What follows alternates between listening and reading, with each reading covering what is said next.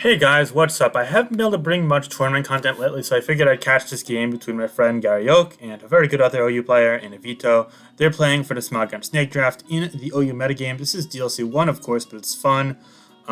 Looks like we have a team that's pretty standard from Garay. He's got a Rhyperior, Clefable, Mandibuzz, Dragapult, Rotom-Heat, and Ferrothorn. As for Eeveeto on the alt high, Prince Sabriel, I think it's called actually, sorry. He has a Nicholas, which is always fun, and then pretty standard fillers as well. We got a Moongus, Clefable, Dragapult, Mandibuzz, and a Jirachi. They played pretty quickly, so we're actually going to go back to turn 1 just to get into the swing of things. Right after that, we see Lead Clef on Lead Ferrothorn. If it's not Flame Clef, it looks good for Garay, but he wants to switch out and Scott that, and that's smart as we see a Combine there. And then we see a double back to the Ferrothorn for Garay on an Amoonguss. That's really good there for Garay, so he's able to get a knockoff there. Yep, that's correct. And on top of that, we're going to be seeing a Moonblast there on a Thunder Wave, so Garay does not mind the prospect of Flamethrower because it wouldn't do a ton after. It wasn't even Life Orb, but yeah. So we got a Paralyzed Clef there. It goes from Moonblast, does 20 into Rotom-Heat, and that lures into Dragapult as we see a Discharge there from Garay. Thankfully for Eeveeto, it's not going to paralyze, and he's going to get some leftovers to help heal it off.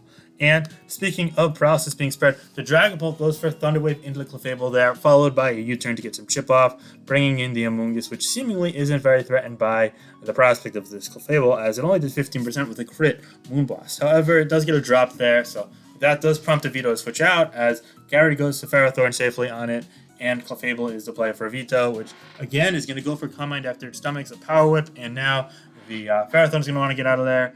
And that allows for Rotom-Heat to come in, go for another Discharge to the Dragapult. This time it's not going to paralyze either, but it's starting to slowly chip away at the Dragapult as it's now below 70%.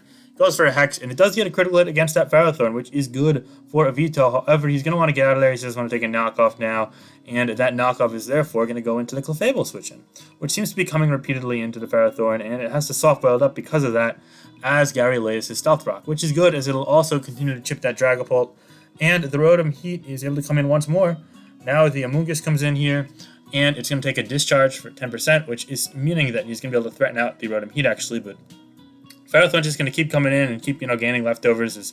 It seems as if Eeveeto is stuck in a pretty passive cycle. He keeps having to go Clef on this Ferrothorn, and that leads to Rotom-Heat getting in safely. And Rotom-Heat is slowly but surely wearing it down to checks and counters.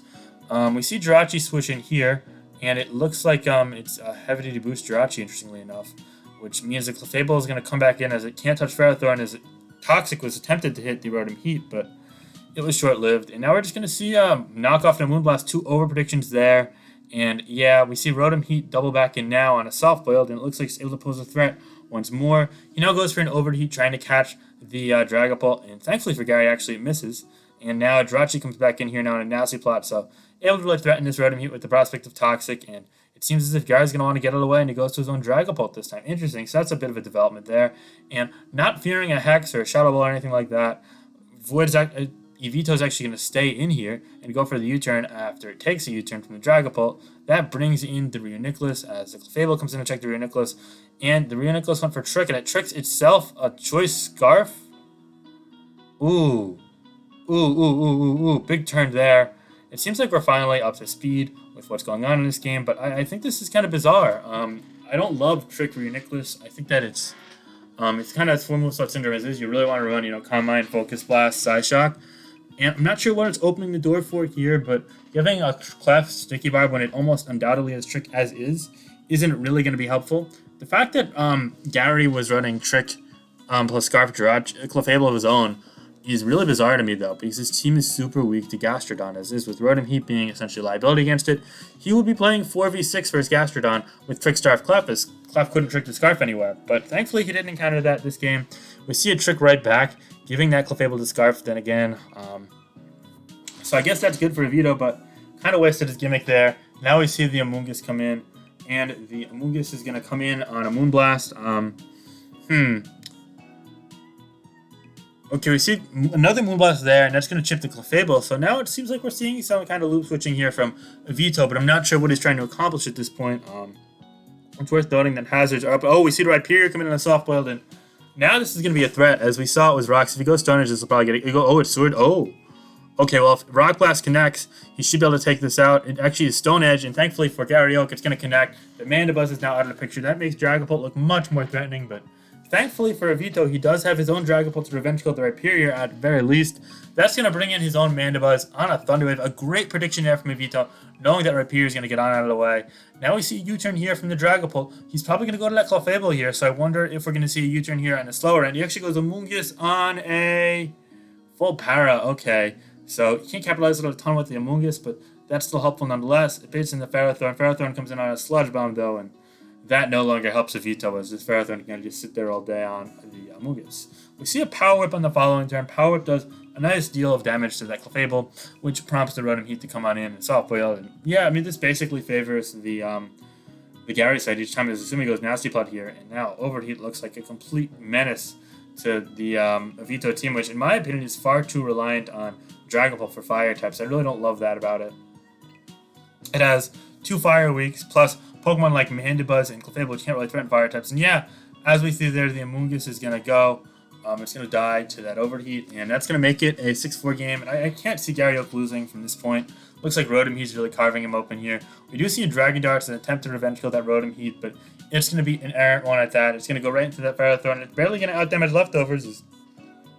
U-turn not only does barely outdamage Leftovers itself, but also causes you to take Iron Barbs damage, and all of a sudden, Garay has a massive advantage at this point. He goes back to Rotom-Heat once more, and there's nothing that Eeveeto can do besides pursue this Calm Mind War.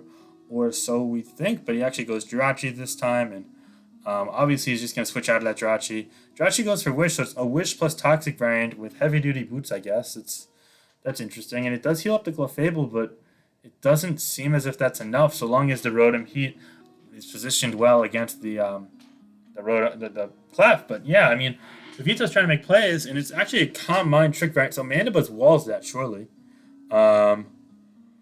Psychic at +1 does 50. So yeah, it's Mono Psych, so it can't touch Mandibuzz. It can't touch Ferrothorn. It can only do resistant damage to Ferrothorn, too. Again, we see the Rotom-Heat continue to come in and out, and Eeveeto kind of caught on to that, and he's trying to make the aggressive plays, but Garay's not like choking here. He's not giving him the room, and therefore that's greatly in the favor of the Garay side here. Gary's just playing a very tight game. It's good. I'm trying to think here. I don't think there's much of a way out for Eeveeto at this point, honestly.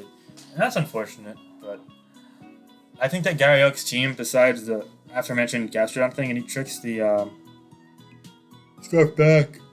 Oh, I'm tired. Now it goes Pharaoh. Okay. Good plays, good plays. You see a trick here. So now it's just itemless Rhea-Nicholas, I guess. It's not really helpful to it.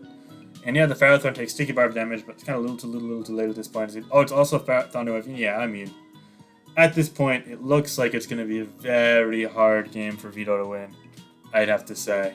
We see Dragapult come in here on a Calm Mind.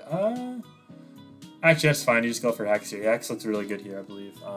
It's going to do 85, and while Psychic might take it out after Poison, it doesn't even do that. Yeah, now U-turn here, and I don't see a way out for Eeveeto, unfortunately. He's just getting absolutely demolished in this game by Garayok. I think his team choice was pretty suspect.